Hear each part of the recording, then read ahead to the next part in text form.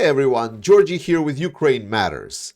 Russia is in a big trouble because the thing that Putin was really hoping would not happen ever again happened. US has passed additional aid package for Ukraine, now officially with everything signed and stuff already flowing straight into Ukraine. And we're going to talk about that and much more. And this is really bad news for Russians. We talked a lot about this package, what's in it, about the bill. It's a big topic. But we're finally here, and the list is just going to be starting to get published, and there is a lot of stuff.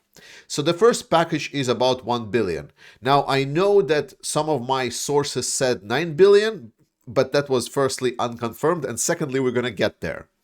But the first package of Presidential Drawdown Authority, which is essentially providing weapons from the US stockpile, is going to be worth around 1 billion. It's a hefty package, and it's a package that was pretty much already standing with the border of Ukraine, so Ukraine should receive additional infantry fighting vehicles, defensive equipment, missiles, and most importantly, artillery ammunition, because artillery ammunition right now is crucial, and it's always is crucial. And we will see hopefully a change in dynamic on the front line within a week or two, specifically on some more forward-facing directions. We're going to talk on Sunday or Monday with regards to map updates and the situation on the front lines. We'll see if there is a noticeable impact from these deliveries that are flowing right now into Ukraine. So it's a great package. But beyond that, US also supposedly planning and promising to purchase equipment from Ukraine. This is something that Denmark just recently did, where they paid the Ukrainian producers, and Ukrainian producers are going to be producing weapons to, well, Ukrainian military, which is a great deal. So if US will participate in the same kind of way, participate in these operations, then Ukrainian producers will be able to grow their production capacities and grow the ability to produce more weapons, which is really great news, and I'm all for this initiative. I think 1.6 billion is a really big number comparatively to Ukraine. This is specifically important because of the economics of war. We're going to talk specifically about why the Western ammunition is not great in later segment of this video.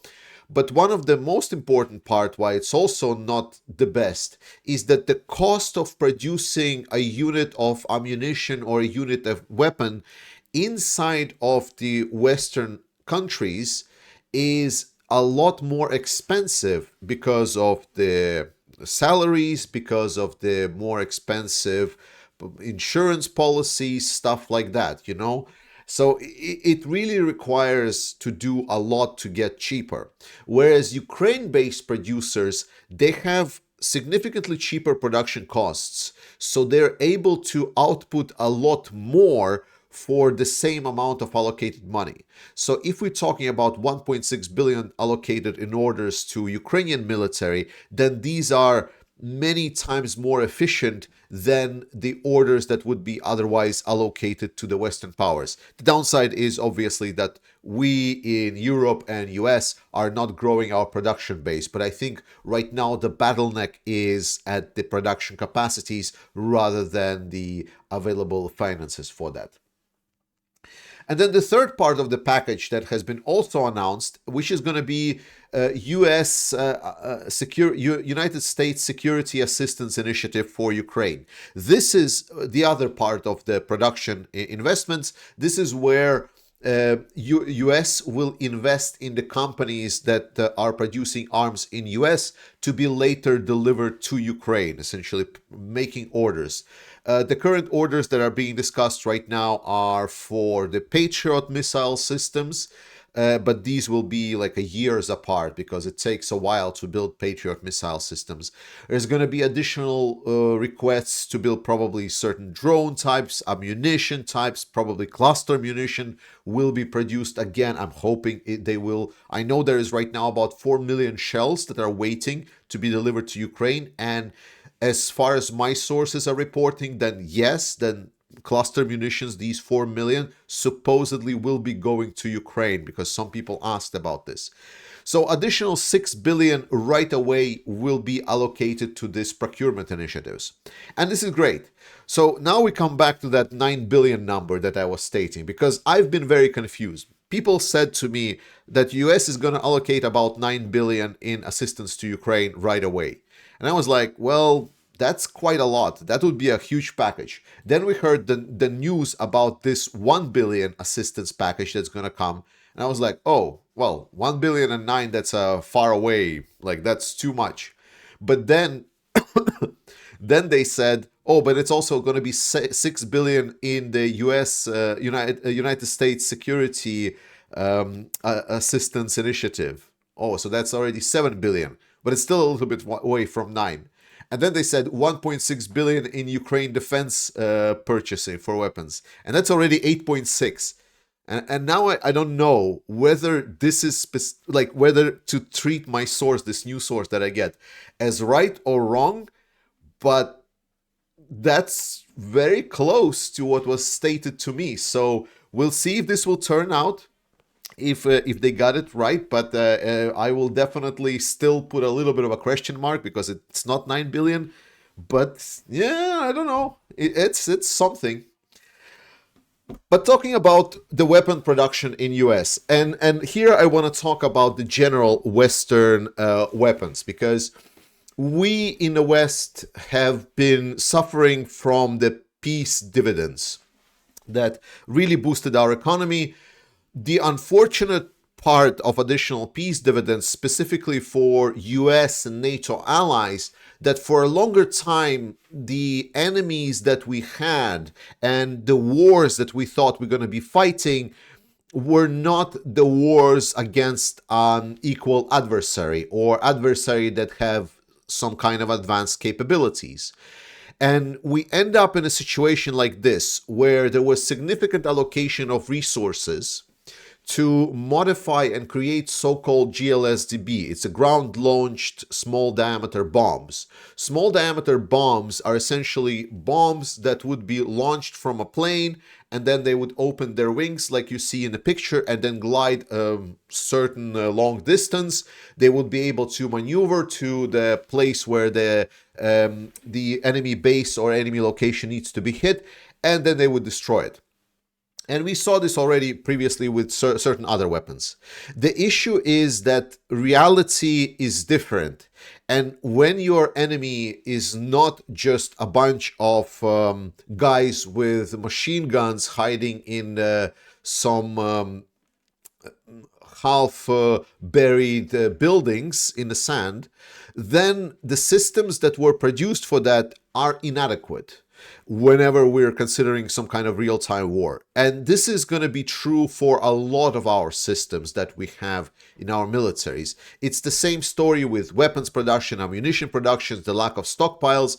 It's the same thing that we are just not ready for this kind of war.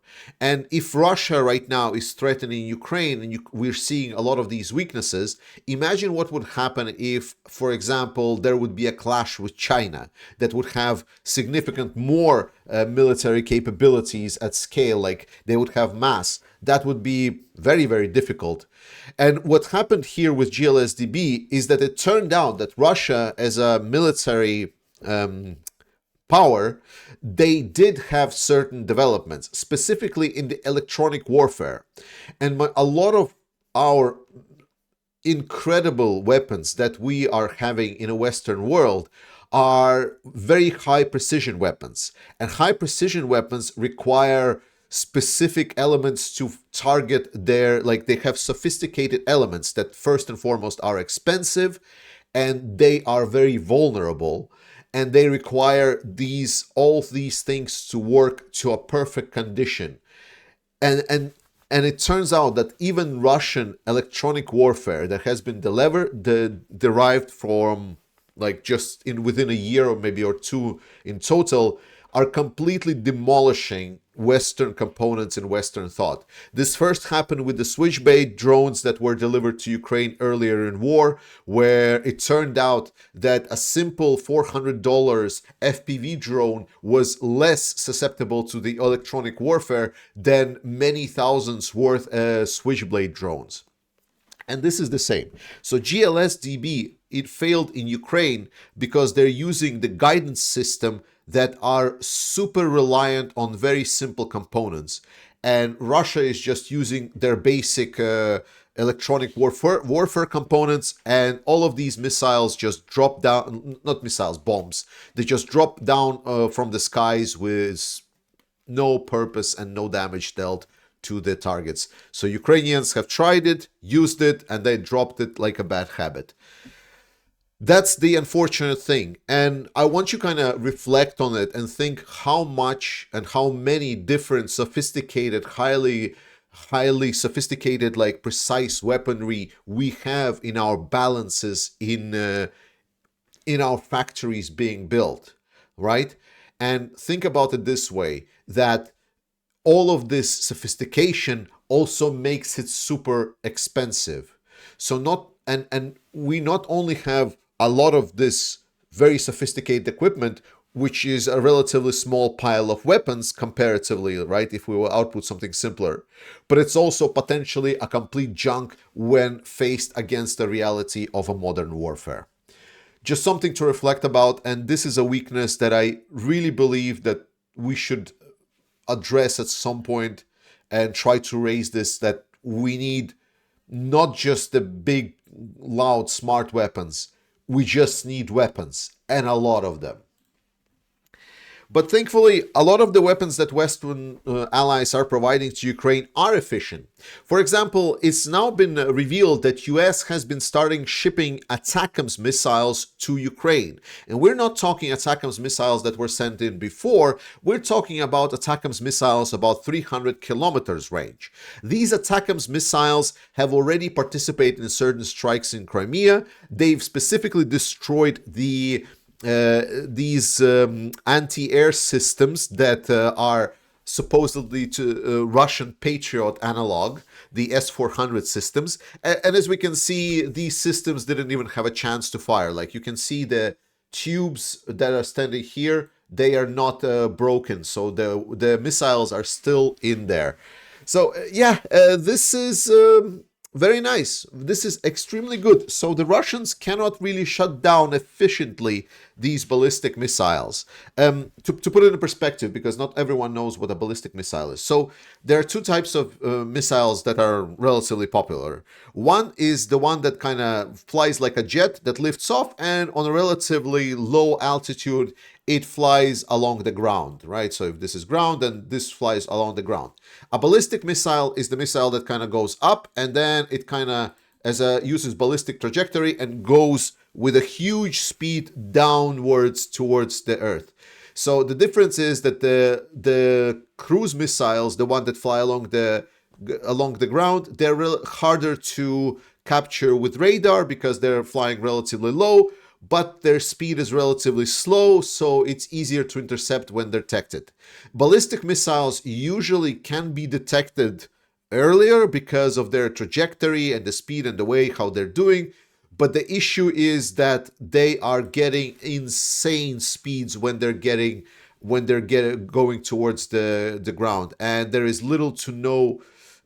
The system needs to be extremely sophisticated, such as the Patriot system, for example, to stop ballistic missiles. There are very few systems in the world that can efficiently stop ballistic missiles. This is bad news for Russia. And if US continues sending hundreds of these missiles to Ukraine, then whatever bases, facilities Russia wants to have on the occupied territories, they will all come under attack. There is not going to be anywhere to hide. Now, obviously, I'm super pissed that we're still not allowing Ukraine to attack targets on the territory of Russia proper. I don't have the good words to describe it. You already know my positions. It's a stupid requirement. It should not be there. And I want to recommend something. We recently talked about the number of vehicles and what Russia has. And Jumpy here, he's great, like an OSINT analyst. He's supposedly going to be considering working with Covered Cabal. We should watch Covered Cabal videos for counting a lot of these things. But I will also leave a link to Jumpy because I think he posts a lot of these great numbers on the vehicles. And it's just like, if you're somewhat a data nerd myself, I don't want to go through his topics because he goes very much in detail, and it's just very interesting read. So just check him out, subscribe to him. It's pretty cool. It's like, he didn't know about this promotion. I'm just doing it for him. A little bit of a story that makes rounds recently is that Ukraine pulls US Abrams tanks from the front line due to the drone threats. And a lot of people are surprised, but I don't really know why you're surprised. Because what has shown to be is that Abrams tanks have issues with the Ukrainian mud. They are just very heavy. It doesn't mean that there is place for them to be. It just means that they have harder time getting through the mud. And that means they're slower, and that means that they're more susceptible to the drone attacks. So unfortunately, Abrams is potentially not the best investment for Ukraine at this point. I think the Ukraine is considering using them at some point, but we know that we kind of moved from the tank warfare in general, and what is needed right now a lot more is MRAPs, mine-resistant armored vehicles, which is like essentially armored cars. And then the second one is the infantry fighting vehicle, so something like Bradley, something that can go out on battlefield and be light enough, fast enough to both carry some troops and also support the troops on the battlefield. Bradleys have been showing themselves to be absolutely amazing. All of my friends that are right now on the front lines, they are saying more Bradleys, please. One of the important things that we need to discuss with the aid being delayed to Ukraine from the US. It's an absolutely terrible situation that we had to live through, that Ukrainians had to live through. Ukraine should never have been in this situation in the first place. However, there are no purely bad situations. There is also something good that is coming out of this. And in this case, the good that is coming out of this is the EU participation. I feel that there was not enough heat done towards the European politicians for how much they need to support Ukraine. And while I think that there could be other mechanisms to influence the Europeans to start cooperating and pledging more to support Ukraine, trying to get the production up and running faster, trying to get additional procurement for Ukraine faster, I think because there's a situation with US, it did help. Now you see this chart. So the colored ones, the orange, and yellow, not yellow, orange, the derivatives. This is US pledged and delivered, and in blue is the EU allocated and delivered. And there is a dotted line, and dotted line is the pledged one. And I want you to specifically look at this and consider that this is where the US help stopped, and EU was relatively kind of like a trajectory growing like this, this were slowly increasing pledges dealt. However, US with this line, they didn't pledge a lot, yes, but now this will go up because of the deliveries, additional resource, additional 60 billions that will go to Ukraine. However, we see that this also caused EU to increase significantly their proposed deliveries to Ukraine and grow Ukrainian aid. So the good news is of these deliveries of US aid right now compared to what it was before is that not only Ukraine will be getting that 61 package that is super relevant, but we also see European stepping up a lot more that they would did otherwise. And that is great. That means in a shorter period of time, Ukraine will get more capability to be less dependent on resources, that the output of the production facilities that will be established by the Western allies will come faster. So this is great news for Ukraine, and this is like a little bit of honey for you despite this awful situation that Ukraine found themselves in. And I wanna break the specific problem right now that supposedly a lot of propaganda Russian shills are making, saying that European Union needs to step up. And the truth is that Europe has stepped up. Europe has stepped up significantly. The Kiel Institute tracks every single kind of pledge and promise and delivery that goes to Ukraine, what is known. And in these deliveries, we very clearly see that Europe is there. Europe is delivering more than the United States.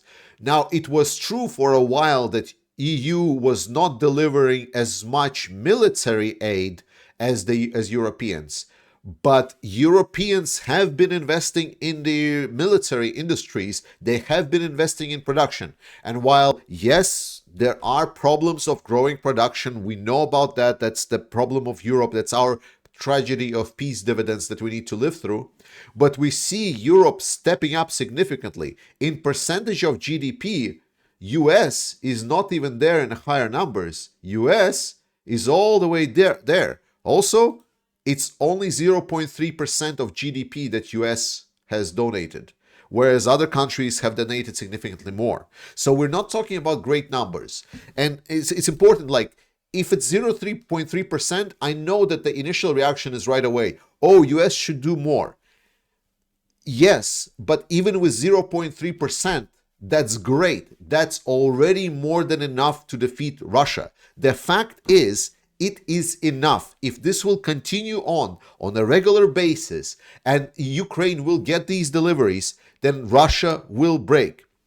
We need to understand that right now, Russia is working at their overachievement goals. They are trying to work essentially in 3 shifts. They are sweating in every factory. They're looking through every junkyard for every vehicle that has not been scrapped yet to try to put as much of them into the battlefield as possible.